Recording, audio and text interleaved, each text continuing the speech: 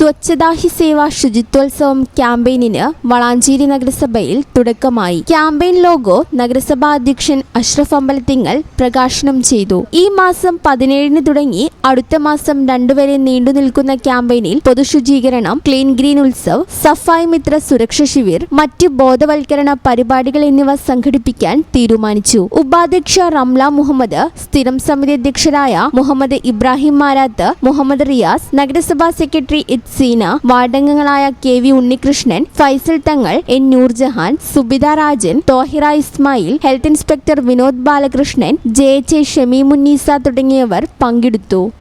സ്വച്ഛതാ ഹി സേവ 2022 ഇന്നു മുതൽ തുടക്കം കുറിക്കുകയാണ്.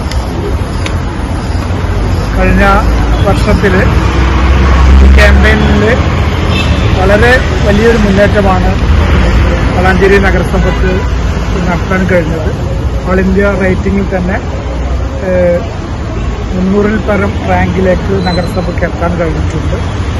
മാലിന്യമുക്ത നവകേരളം, മാലിന്യമുക്ത വളാഞ്ചേരി എന്ന മഹത്തായ ലക്ഷ്യം സാക്ഷാത്കരിക്കുന്നതിന് വേണ്ടിയിട്ട് ജനകീയ പങ്കാളിത്തത്തോടു കൂടിയിട്ട് ഈ ക്യാമ്പയിന് തുടക്കം കുറിക്കുകയാണ്. ഇന്നു മുതലാണ് അതിൻ്റെ ആരംഭം കുറിക്കുന്നത്.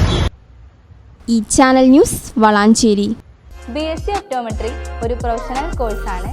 ഇതൊരു പ്രാക്ടിക്കൽ ഓറിയന്റഡ് കോഴ്സും കൂടിയാണ്.